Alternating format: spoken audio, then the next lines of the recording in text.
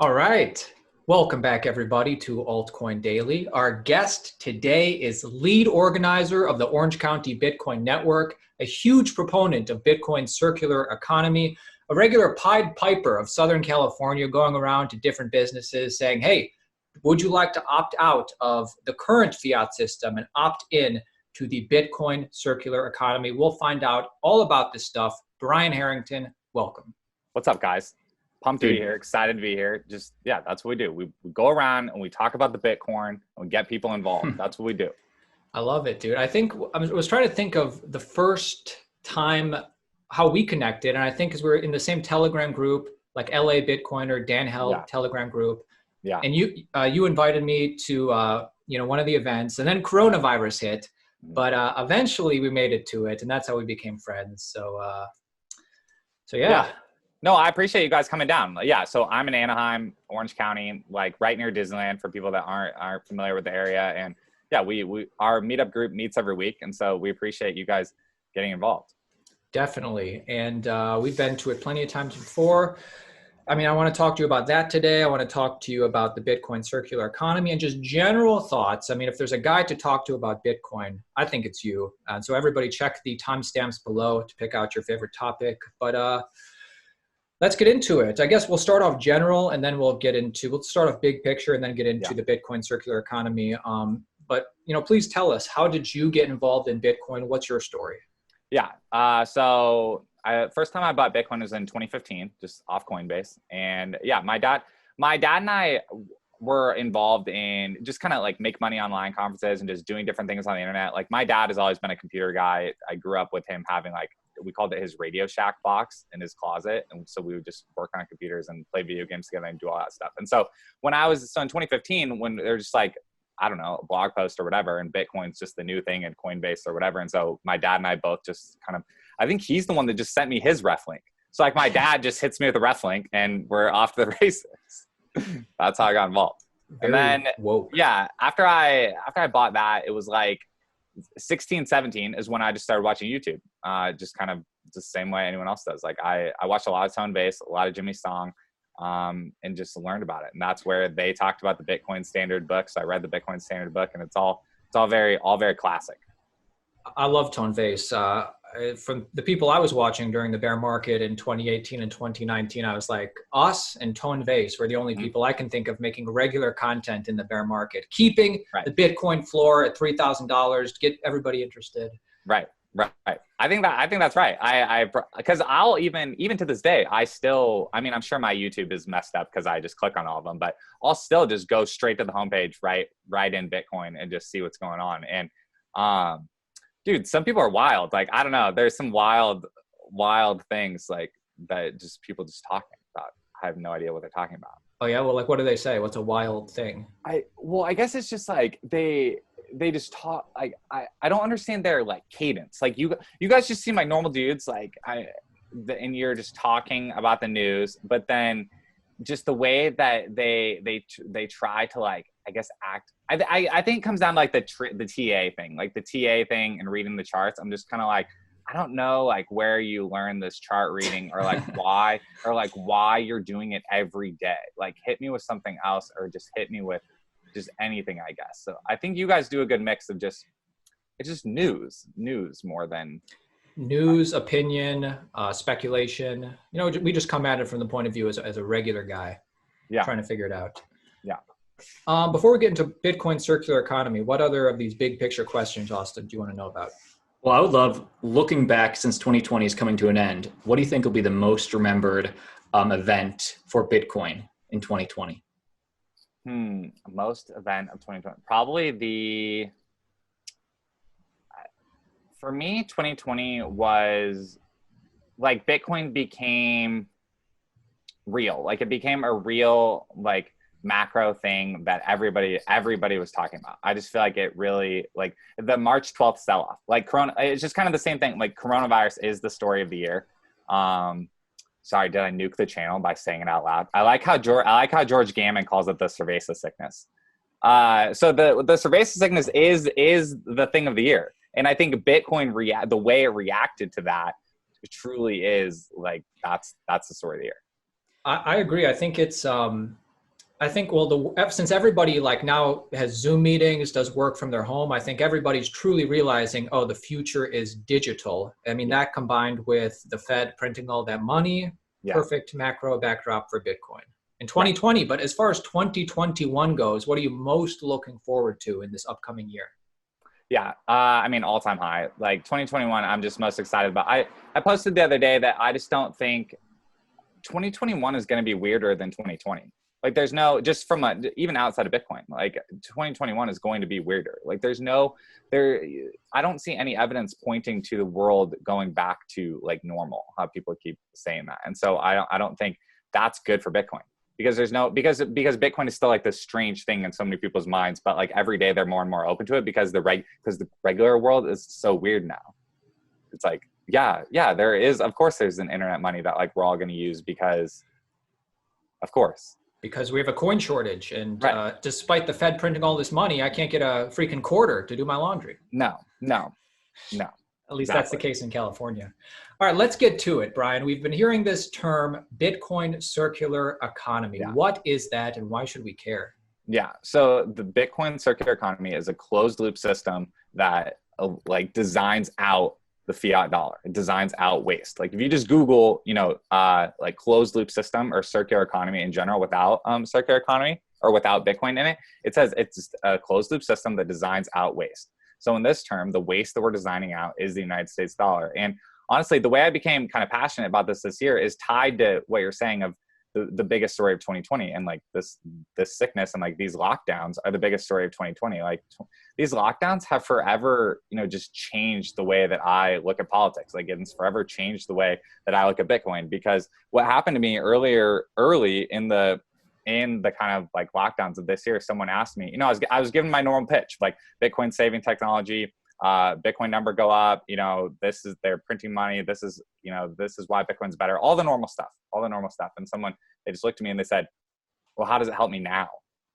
And that kind of like caught me off guard. And I was kind of, it's kind of like such an emotional question. They're like, hey, like, that's cool, but like, how does it help me now? And I didn't really want to hit them with the, what does Bitcoin Twitter train us to answer? You're supposed to answer with, well, it helps lower your time preference. And I was just kind of like, that didn't super like fit the conversation we were having, because the conversation you have with so many of your friends right now is like, hey dude, like work sucks, man. Like hours are cut. The world's weird. Like, I don't know, like your friends are getting laid off. Your parents may be getting laid off, like whatever, just the world's weird, like for everybody right now. And so I don't really want to hit people with like, well, it lowers your time preference and like, it'll be all good in the future. Like, even though I believe that, I do believe that, but I just kind of had to think about that a lot more. And I started thinking, and I was just like, dude, honestly, like Bitcoin defunds the ability for governments to pay for lockdowns. Because if we separate politicians from the money printing, they can't do it anymore. Because they won't get paid. Because why are the lockdowns able to just continue happening? Because they keep getting paid. And so how are they getting paid? They're getting paid off the money that they print. And then that's where it's like, so that's how Bitcoin helps you right now. Being able to exit right now, that's how Bitcoin helps you right now. And again, even then, it's still not instant, but moving towards that is how Bitcoin begins to happen. That's, like I said this a few times, and other people have said it to me, Bitcoin is not happening in the future. Bitcoin's happening right now. And so this circular economy stuff really clicked in when I realized, all the tools are available for me to start only working for Bitcoin and not working for dollars anymore. All I have to do is put the pieces together. So it's really connected to me. Like I've never been like I was never passionate about like some other altcoin that like tried to say that, oh, commerce is the way, commerce is how it derives value. Like that's not true. Like Bitcoin derives value the same way we all know, like by its scarcity and by its censorship resistance and by its like all the fundamentals that like make Bitcoin valuable. It has nothing to do with like, oh, people can use it for commerce. That's not what makes it valuable. We're talking, of course, about Roger Ver and Bcash. And in the past couple years of the bear market, Bitcoiners have been proved right and Roger Ver has been proved wrong. That's just the way it goes. Right. Yeah. Are you 100% circular, like you personally in this Bitcoin economy? Meaning, do you pay and accept Bitcoin 100%? So I accept Bitcoin 100%. Like since March, like I have not done any work for dollars. Like I only work for Bitcoin, like since March when I installed BTC Pay server on my website. And again, like, look, I'm fortunate. I'm in a fortunate situation. Like I'm married, like my wife has a great job. And like the way that I get clients is I just, I book project to project like type work. And so, but with that, it's not like I'm out there doing a bunch of work just for only Bitcoin companies and people that get it. Like I've converted clients. I have two main clients that I've been able to convert over to paying me in Bitcoin. And the way that I've been able to do that is with the Strike app.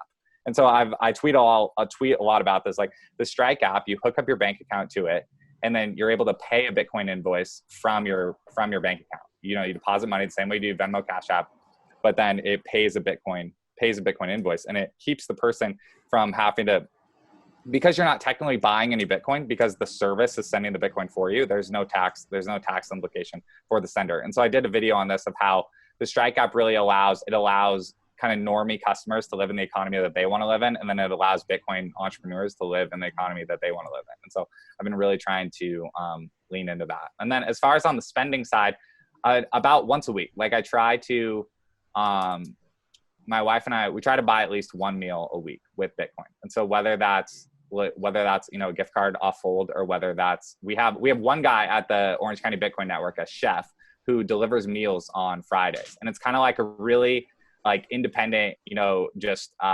Uber Eats or DoorDash or one of these things, but he's actually a chef. Like he used to do a bunch of parties. He would do a bunch of just normal catering parties. But then when the lockdowns and everything, messed up his business, he just started delivering meals for people on Fridays. And so it was sweet. One of our Meetup members brought him to the group, and we set him up with his own BTC Pay server page. And now he works for Bitcoin too. And so it's not really, so just once a week, we try to do it to at least just continue leaning into it.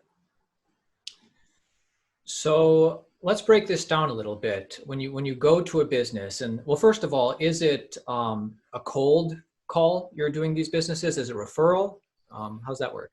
Yeah, it's been all referral so far, like all referral from the Meetup. Like, and this is where other people have asked me this, like in DMs on Twitter and stuff. And it's like, no, I'm not at the stage where I'm out there cold calling and like door knocking like businesses. It's been all inbound from the Meetup. And that's where, so anyone who's interested in starting this kind of in their town, I would say start with the Meetup group, like start with the Meetup group, because you have to, it's way easier to do as a group. And then once you sign up some businesses, and once you have kind of that and also I would go for, it's just like anything where I would go for quality over quantity. Like having one cool bar in your town where the owner is down and the main bartender that works on that night that your Meetup is down, like that person's down to get tipped in Bitcoin. Like that's a great start. And then you have, 4, 5, 6, people in your Meetup. That's it. Like just get to that point.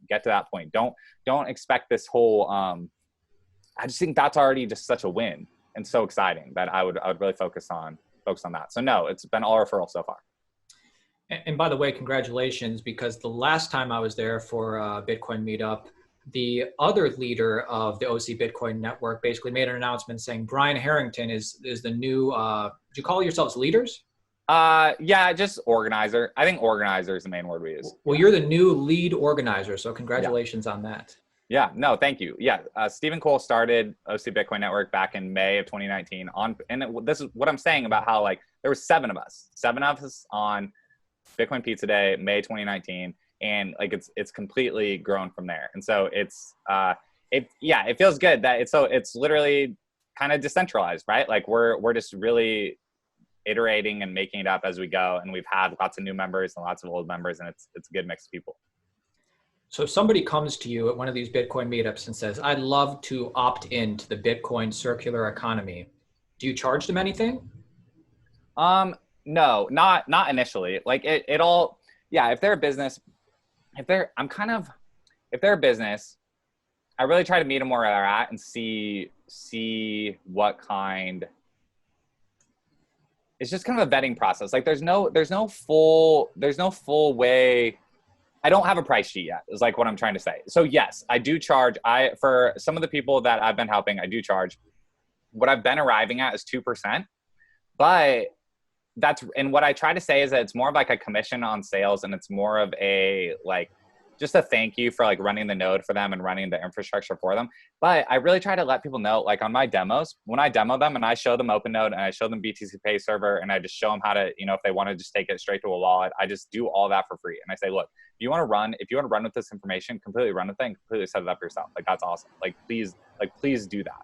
If you want me to help you, like this is what I charge and this is what I would ask for. But if you then just completely crush it and we just move a lot of your customer base over to paying this thing is completely flexible. Like what's so great about Bitcoin in the Lightning Network specifically is that the actual amount of money that the network charges you is so low that we can make service providers great again. Like the problem with the credit cards and the interchange, it's called interchange, and people have to YouTube this. I have to YouTube it to like even make it make sense in my head. But the interchange rate that the credit card companies charge the banks and all of that ranges between 2.5%, 3% initially. And then you have all these credit card process salesmen and middlemen that go up and sign up restaurants, sign up small businesses, do all this stuff, and they charge a fee on top of that. And so that then it just compounds. Whereas in the Bitcoin Lightning Network, the interchange rate is effectively zero because of how cheap the Lightning Network is. And so I just try to really set up the entrepreneurs for that to look, just because me as a service provider is showing you this one way to accept Bitcoin, don't allow that to color the way that you view the entire Bitcoin network. And honestly, this is what I would tell listeners too, even if they're not merchants. If there's something that's bothering you about Bitcoin, it's try a different wallet, try a different exchange that you're using. Like the way that you were onboarded to Bitcoin or the way that you currently use it day to day may not be the best way to do it. If it's working for you, then that's sweet. Stick with it. But don't allow a wallet that might not be the best kind of impact your view, especially when you're talking about investing and talking about what coins and talking about all this stuff on your guys' channel. It sucks to me that we still kind of see people that are just kind of frustrated with fees or frustrated with whatever. For example, with the on-chain fees are going to get high again, they will. And so you need to be using wallets that allow you to set your withdrawal rate. You do not have to pay 250, 300 sats per byte right now to get it in the next block. You don't have to do that. And so you really need to be using wallets that allow you to set your own withdrawal rate. So that's kind of a simple example of just don't allow other software you're using to color your understanding of the broad thing that's happening. I like it. Yeah, go ahead. And what are just some random examples of wallets that do let you do that? So Samurai Wallet lets you do that. The Casa wallet lets you do that. One that did not let you do that was the Exodus wallet. I use that a lot. It was a nice desktop wallet. Back when I was using it, they did not let you do that. And so that was a frustrating lesson that I learned. Wasabi desktop wallet lets you do it. Got to come up with one more. That's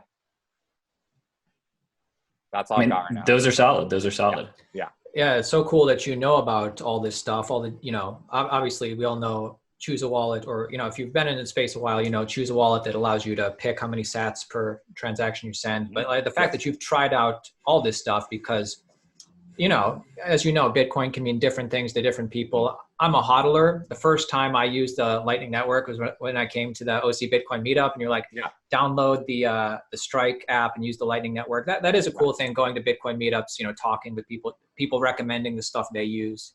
Yeah. No, totally. That was the other thing I really wanted to say today was that, if you haven't gotten involved in the Lightning Network, get involved in the Lightning Network. If you have never, done a coin join before, learn how to do a coin join.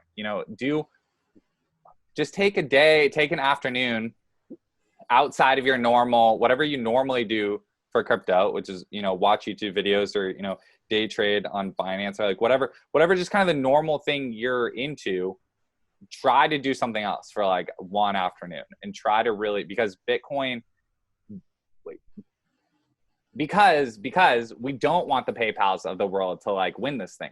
We don't. I don't want the corporations to win this thing. I want us to win this thing. I'm fired up about that. I'm fired up, especially this year that we've seen, just how poorly our ruling class has treated businesses. I really don't appreciate that. And I really don't think that PayPal Bitcoin is going to be able to serve the coffee shops and the pizza shops and the laundromats. They're going to have to switch off the quarters. Like, I don't think PayPal is going to treat them as well as, you know, independent Bitcoin users are going to be able to.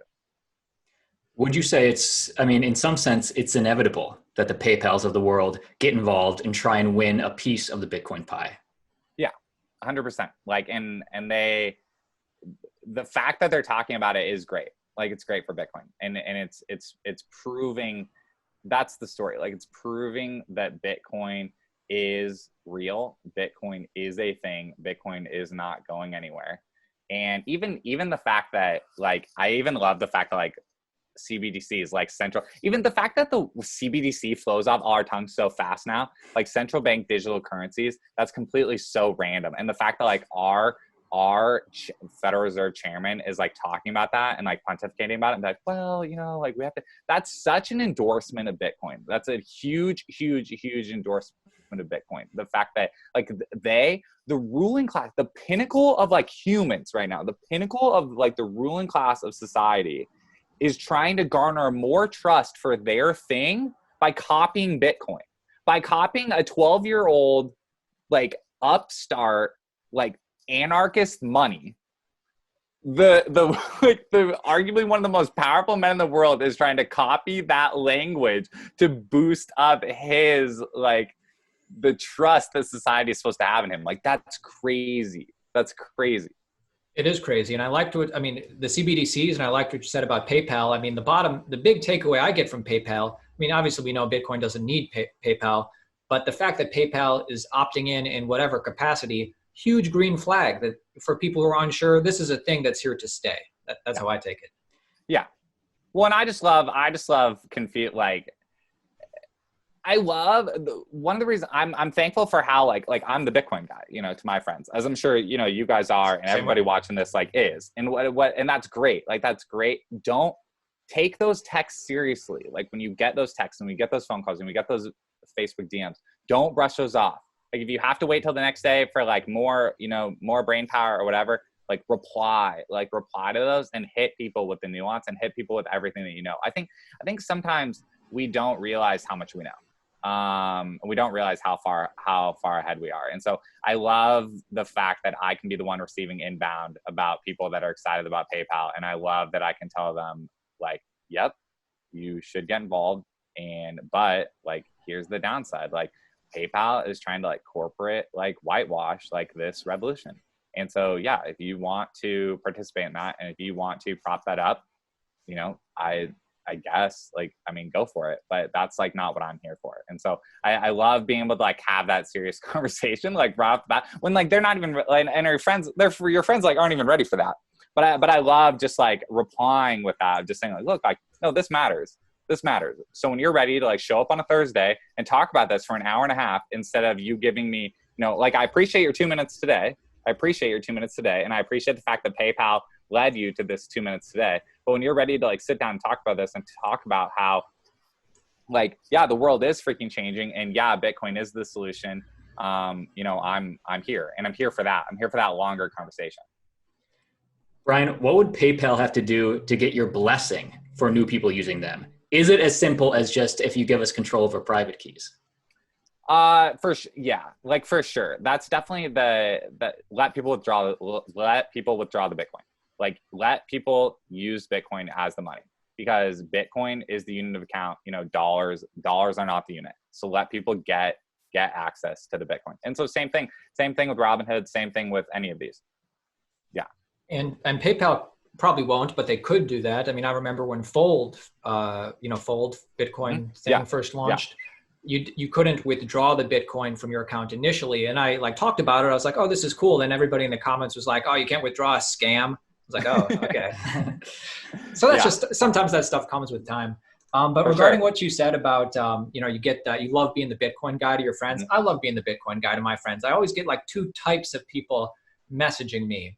A few months ago with the DeFi bubble, you know, I got a girl messaging me, hey, I want to put a down payment on a house or something. What I want to put some money in coins for like huge gains or whatever. You know, what coin should I invest in? And I said, it's not the way I think about it. I think you should, you know, look at Bitcoin because I think that has, you know, years, if not decades of upside, and it's pretty low at 6,000.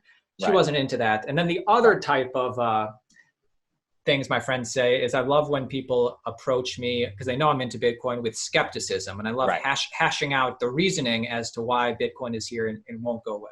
Totally. I do too. I love it. And yeah, DeFi, here's my thing on DeFi. Here's my thing to the DeFi people that they can DM me. Like, I want to stack Bitcoin. I don't want the other things. And so the heart of DeFi and the heart of, you know, no third parties and no banks and like all that stuff, that's sweet. Like, I'm on board the mission.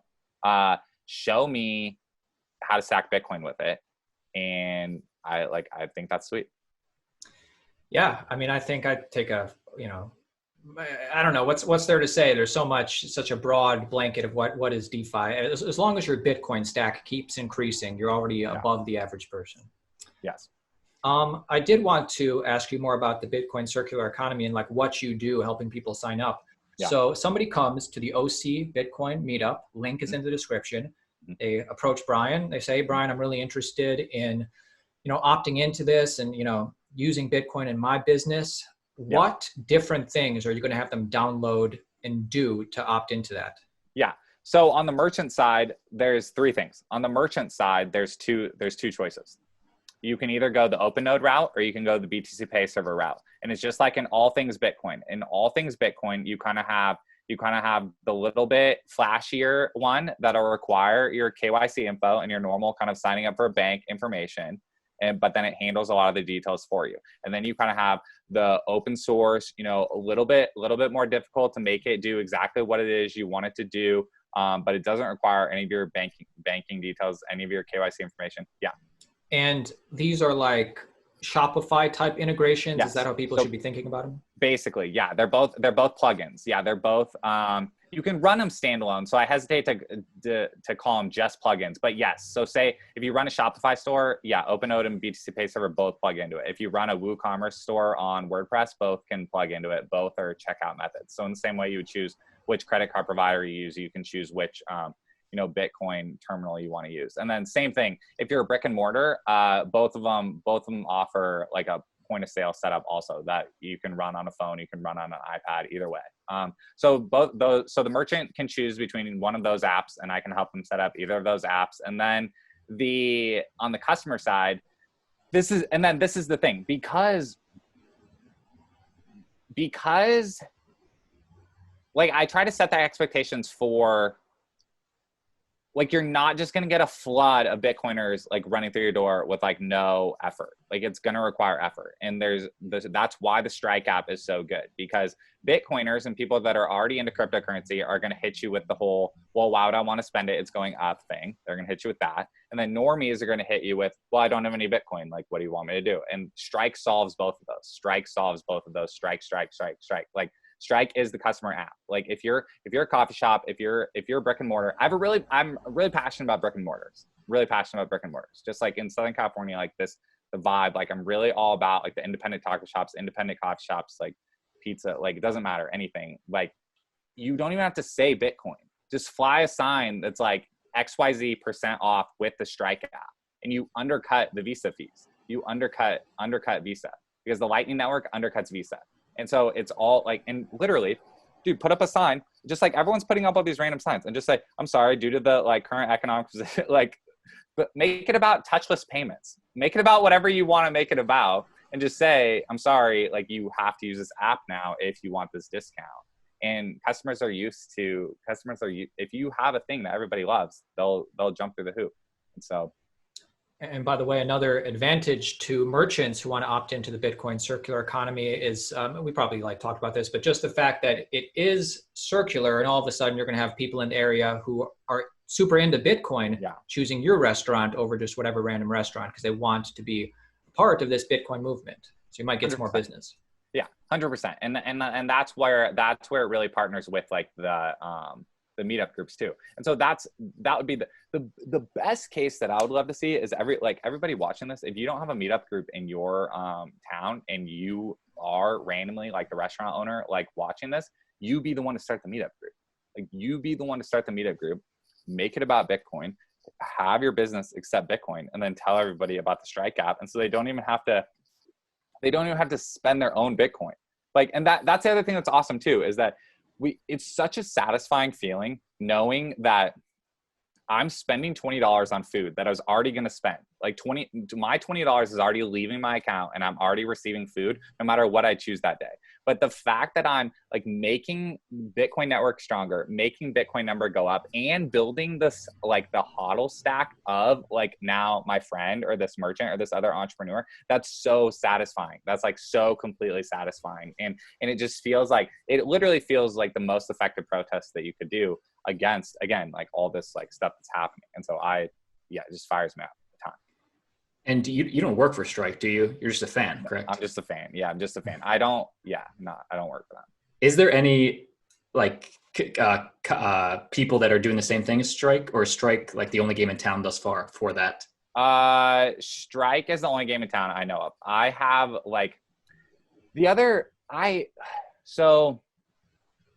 I have no problem with doing the same thing straight out of the Cash App. But I know that some people do. I know that some people are going to, choose to kind of play a little bit more by the rules or like whatever they're supposed to do. But I don't understand how, if you buy $20 of Bitcoin and then immediately send it out to a merchant right out of the app, within 10 seconds of doing it, I don't understand how that, triggers any sort of, like negative implications like on that person. And so I'm pretty transparent about that I don't have a problem with that. And I don't think people should either, because I don't think here's the other thing about this whole thing. Dude, the legacy world is broken. The legacy world is broken. And so anybody that wants to nitpick me and just talk about, Bitcoin this, Bitcoin that, Bitcoin this, like it's too small, all this stuff, like even inside of crypto and outside of crypto, the answer is, I understand your concern and I understand your hesitation, but the other world is broken. Like, I'm sorry. It just doesn't, like, I know Bitcoin has to work. It has to work. Like, and the reason why I bring that up in the context of like paying out of Cash App is like, the government doesn't catch everybody like quote unquote doing something wrong with the stock market. And so they're not going to catch they're not able to implement like all these rules and all these things they've written down in Bitcoin either. And so I do kind of like, I have no problem kind of encouraging people to kind of push the limits of, what they think we can and can't do. I like it. And, this channel will always encourage everybody, pay their taxes, all this stuff. But regarding what you just said, if somebody wanted to, what is the best way to buy Bitcoin without getting KYC'd, do you think? Yeah, the best way is at a meetup, peer-to-peer, in person. The second best way would be, well, kind of equally as good would be BISC, the BISC network. And BISC network. So BISC network is one of these things where I would really encourage, if you're interested in doing this, I would even just challenge yourself to do it on a Saturday afternoon. Just try to do it and just recognize that two things. You have to download the app and you have to run it on your computer. You're going to have to, set it up and go through a little bit of hoops on there. And but you can buy 1 million sats for like 4%, 5% over spot, and you can pay with Zelle. And so I would encourage you to try to do that. Like literally as an experiment, I would encourage you to try to do that. And that's one of these things that do something, take an offer on BISC and buy an offer on BISC, learn how to coin join and learn how to, interact with the Lightning Network are all like Saturday afternoon, experiments that everybody should be pushing themselves to do if you haven't done those 3 things. I got to do it. Yeah, go ahead. Yeah, well, like with BISC, you're basically, you're meeting up just like you would at the meetup. You're meeting up with a stranger, correct? Yeah. To swap. Yeah. Okay. Digitally. Yeah. They pair you up. Yeah. You choose which offer and you pair up digitally. And then, there's a private chat. But you don't even have to engage in the private chat either. Like it'll go smoothly without it. So you don't have to meet up actually in person? No. Oh, okay. No. Oh, what do you do? Like send half and then they send half the payment? Or? You put up, so BISC has an escrow. BISC has an escrow. So for 1 million sats, you're going to be asked to put up, I forget the exact, it's like 60%. Like you're both asked to put up 60% of the deal. And then as soon as you click accept the offer, their Zelle, email, and name will be there. And then you send the Zelle, and then you both click that, and then you both click that the Zelle has been received. And that's when BISC itself will release the Bitcoin. And, I do think what you said, like the best way to start with all of this, one of the best ways is to just attend a Bitcoin meetup, because I never would have been using the Lightning Network. And I'm pretty proficient using Strike and Square. I never would have done that if I didn't go to the OC Bitcoin Network meetup. Yeah. And, just connecting with people, and like what you just did for us, people just explain their experience. Totally. No, and meeting up with people in person, like I've learned a ton about BTC Pay Server, even like from people that have like met up and explained it to me. And so I've been able to explain to other people. Like it just makes the whole thing more rapid, because you can DM and like talk to people on Twitter, and you get pretty good information. It's amazing like how helpful people are, and it's amazing how like fast you can pretty like chunk down the thing. In person, it just speeds up so much faster. In our final 10, 15 minutes, you guys want to go to some audience questions? Brian, if you're game. Yeah. Or anything else to say regarding what we just talked about, Brian? Anything else? I would just say, just get involved. Like seriously, get involved. Bitcoin is the real deal. It's not going anywhere. And just the more that you can do to learn about it and try out the different angles of it, like multi-sig. So multi-sig would be a whole different like Saturday afternoon experiment. Like, try to set up multi-sig. I like it. Sounds hard, but yeah. Sounds like the full afternoon. Mm-hmm. You feel free to answer as much or as little as you want, or just pass, whatever. Yeah. But this first one, I think we're all wondering, what is a Bitcoin xpub, and why does it matter for the average person? Yeah. So an xpub is like the routing number of your wallet. Like, how when you give someone your checking account and your routing account, routing number is what gives them the overarching thing to send it to. And then the checking account is like the secondary thing to send it to. And so your xpub holds all your addresses.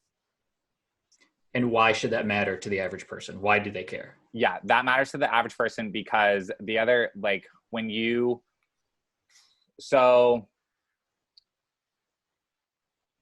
for privacy, like some wallets,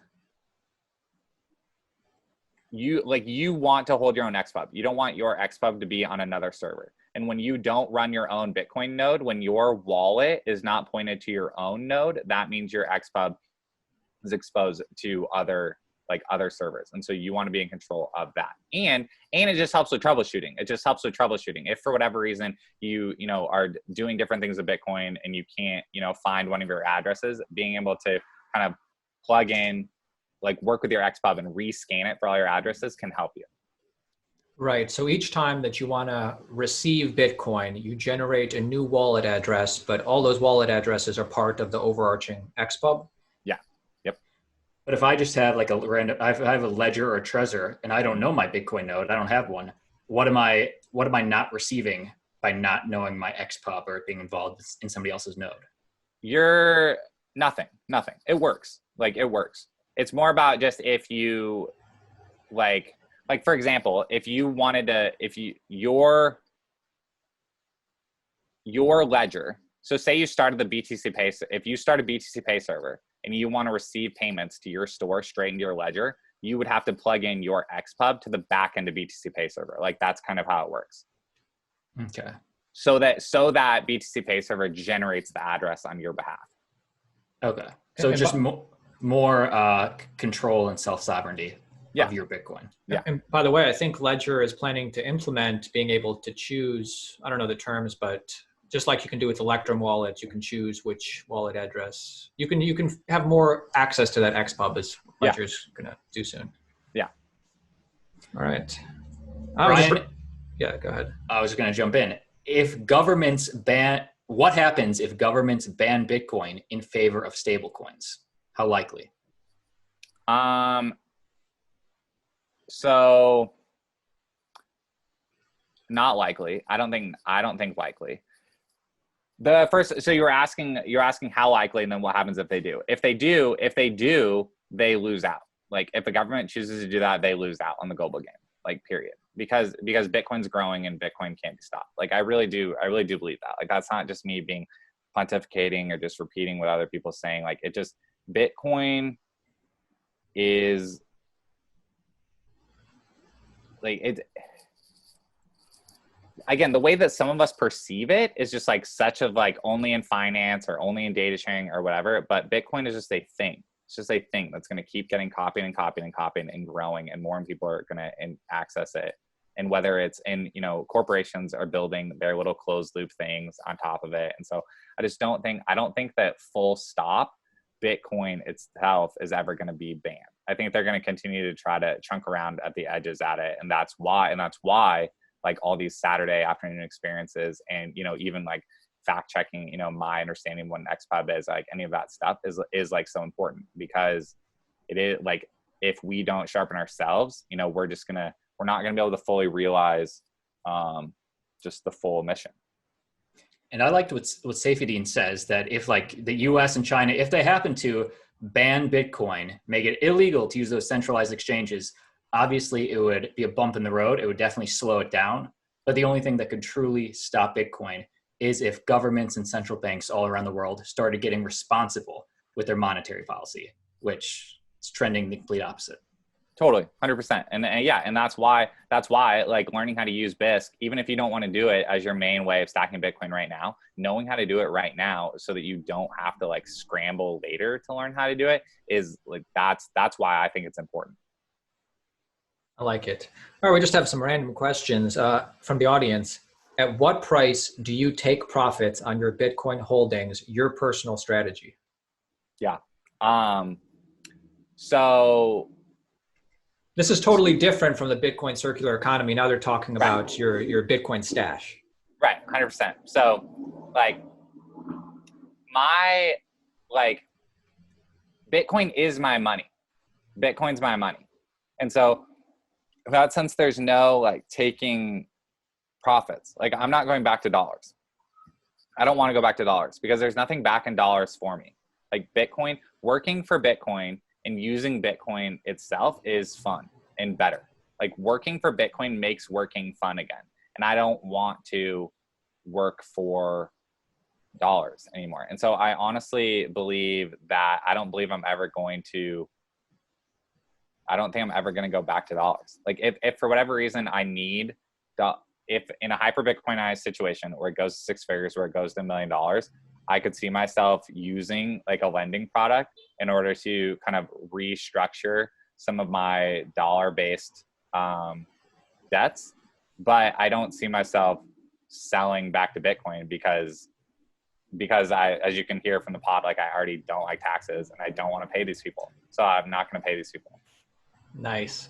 And, you know, there's every Bitcoiner I talk to, you know, everybody's going to take profits at a certain level. That's normal. But every Bitcoiner I talk to, there's a certain percentage of their Bitcoin stash that they'll never sell, because if you miss out on one of these Bitcoin runs, it's hard getting back in. Yeah. And also I guess like, I guess I should be, if I was being more charitable to the person asking the question, like I would just say like, you know, take profits in what? Like, I'm not going to, like, am I going to buy something with my Bitcoin someday? Yeah, like 100%. Like, or am I going to use it as collateral to acquire, you know, companies or real estate or assets or like whatever, like 100%. But like me having that in dollars doesn't help provide like freedom for like me and my family the way that, you know, continuing to hold Bitcoin can. So it's not this like, it's not this like, I appreciate the question. Like it's a good question. And it's one that everyone like wrestles with that. Like it's not like what I'm not trying to like be the Bitcoiner that's just like being annoying and just like saying, oh, I'm never selling. Like, no, I'm serious. Like I like personal finance. Like I like budgeting. Like I grew up on Dave Ramsey and like envelope budgeting and like all this stuff. Like, so it's literally something my wife and I like meet about finances like once a week, like on Saturday morning. So it's not like and honestly, I've been trying to build out this thing. Like my wife made like a custom like Excel sheet where we like budget in like two currencies. Like we budget in dollars and Bitcoin.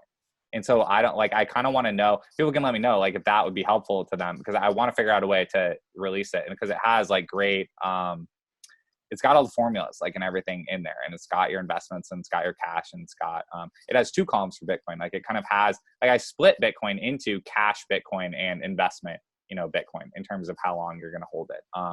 But I'm not going back to dollars. We're going to have to take profit in something else. Euros. Nah. No. I like no it. government currencies.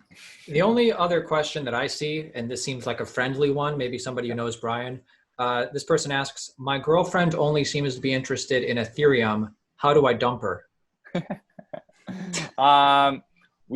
You just bring her to the Bitcoin network. Just bring her to Thursdays. Like just bring her to Thursdays and we'll talk with her. Like we've got a good girl crew that comes to the OC Bitcoin network. I'm thankful for them. And yeah, we'll just hang out with them, everyone, and talk about it. And like maybe, we can ease our way in. Maybe we could get some, Ethereum wrapped Bitcoin first and just at least, kind of ease our way into it. Yes, dude. And yeah, the OC Bitcoin meetup is actually family friendly. When I was there, at least it starts off very family friendly, that you can bring the whole family, but then like afterwards, sometimes it's just friends drinking. Yes. Yeah. There's definitely, some people get pretty wild. Everybody, you can find whatever you'd like at the OC Bitcoin Network. Austin, what else? I think this was a great conversation. Brian, I want to thank you for jumping on with us. I love getting your perspective, because you do have so much perspective as well as passion for the subject. So thanks, man. Yeah. I appreciate it, guys. Like, thank you. Love the channel. Like, I really am. I'm a thumbs upper most days. And so, I'm thankful for what you guys do. Appreciate that, man. Hey, is this Thursday? Now, be honest. Now, I know every week's a good day to come, but is this Thursday a good day to come for us to come to the meetup? Yeah, no, this Thursday is good. We've got one buddy's like coming in from out of town. He brings a lot of energy and knows a lot of good stuff. And yeah, I'm sure obviously like, this week is just a crazy week for the country in general. And so I'm sure there will be lots and lots to talk about. Absolutely. Yep. Cool. So guys, links to the OC Bitcoin Network and Brian's Twitter is in the description. Follow him, hit him up. If you want to, first of all, everybody in Southern California, come to the meetup. Start your own meetup if you don't live in Southern California. If you're a merchant who wants to opt in, feel free to show up or DM Brian. He'll help you out. And guys, either way, buy Bitcoin. It is only like $13,000 today. Yeah. DMs are open on Twitter. Yeah, I love to talk to people. And yeah, definitely keep stacking Bitcoin.